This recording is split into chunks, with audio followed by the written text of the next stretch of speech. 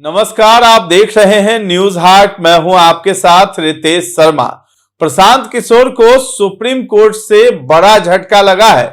Supreme court ने प्रशांत किशोर की party Jan Suraaj की बिहार विधानसभा चुनाव को रद्द करने वाली याचिका को सुनने से ही इनकार कर दिया है।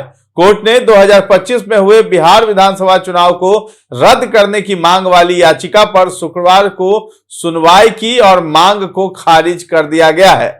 दरअसल चुनाव के नतीजों के 83 दिन बाद प्रशांत किशोर की जनसुराज पार्टी ने सुप्रीम कोर्ट का दरवाजा खटखटाया था और बिहार विधानसभा चुनाव को रद्द करने की मांग की थी।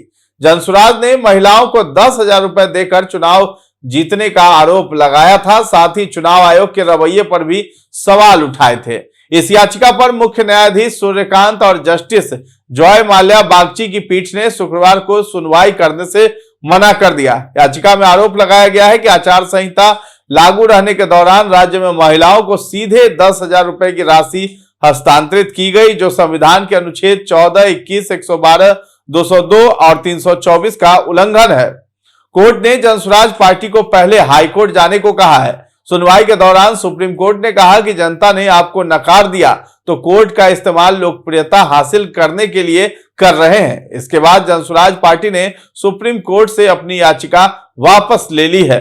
बता दें कि सुप्रीम कोर्ट ने कहा है कि जब पार्टी चुनाव में अपना सब कुछ हार गई तब वो यहां आ गई है। आपको सद्भावना के बारे में भी बताना होगा। उन्होंने कहा कि फ्री बीज यानी मुफ्त योजनाओं के मुद्दे की हम जांच कर रहे हैं, लेकिन यहां ऐसा मामला है जहां एक पॉलिटिकल पार्टी जो चुनाव में सब कुछ हार गई हमारे सामने आ गई है। हम राजनीतिक दलों के कहने पर फ्री बीज के मुद्दे की जांच नहीं करना चाहते हैं। सीजेआई ने साफ कहा है कि कोई चाहे तो योजना को चुनौती दे सकता है, लेकिन यहां मुख्य मांग चुनाव को रद्द करने की है।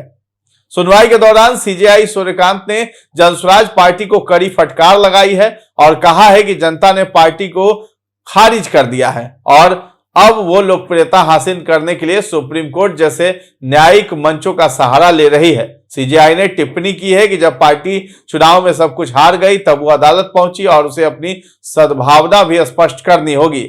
इस दौरान जस्टिस जॉय माल्या बागची ने सवाल किया कि इलेक्शन पिटीशन के नियमों की किस धारा के तहत पूरे चुनाव को रद्द करने की मांग की जा सकती है। इस पर वरिष्ठ अधिवक्ता सीयू सिंह ने कहा है कि वे इस विशेष प्रार्थना पर जोर नहीं देंगे। हालांकि याचिका में अन्य राहतें भी मांगी गई हैं। उन्होंने दलील दी है कि मामला कथित भ्रष्ट आचरण से जुड़ा है, जो स्वतंत्र और निष्पक्ष चुनाव के साथ साथ समान अवसर को प्रभावित करता है। तो जनसुराज के वकील चंद्र उदय सिंह ने कहा है कि जो राज्य गरीब है और बजट में भी इसका प्रावधान नहीं था, ना ही पॉलिसी मैटर था, लेकिन वहां सत्तारूढ़ गठबंधन सरकार ने चुनाव के दौरान जब आदर्श आचार संहिता लागू थी तो महिलाओं के खाते में 10-10 हजार रुपए डाले।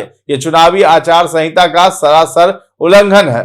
तो याचिकाकर्ता के वकील ने यह भी आरोप लगाया कि इस योजना के तहत चुनाव प्रक्रिया के दौरान 15,600 करोड़ रुपए महिला वोटरों के बैंक खातों में ट्रांसफर हुए हैं। सुप्रीम कोर्ट ने याचिकाकर्ता से पूछा कि आप हाईकोर्ट क्यों नहीं गए।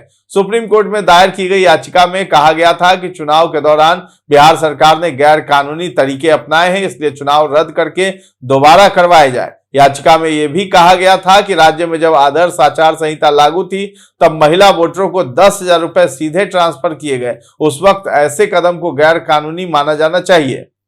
तो सुप्रीम कोर्ट ने प्रशांत किशोर को लेकर के कड़ी फटकार लगाई है। जनसुराज पार्टी के बारे में भी पूछ डाला है कि आपको जो है इस चुनाव में कितने वोट मिले थे। तो प्रशांत किशोर ने सुप्रीम कोर्ट में जाकर के अपनी ही फजीहत करा ली है। एक तो बिहार की जनता ने उन्हें नकार दिया है और दूसरी ओर सुप्रीम कोर्ट ने भी आज फटकार लगाई है। तो फिलहाल इस खबर में इतना ही है। न्यूज हाट के साथ बने रहें और अभी तक हमारे चैनल को आपने सब्सक्राइब नहीं किया है तो जरूर कर लें। धन्यवाद।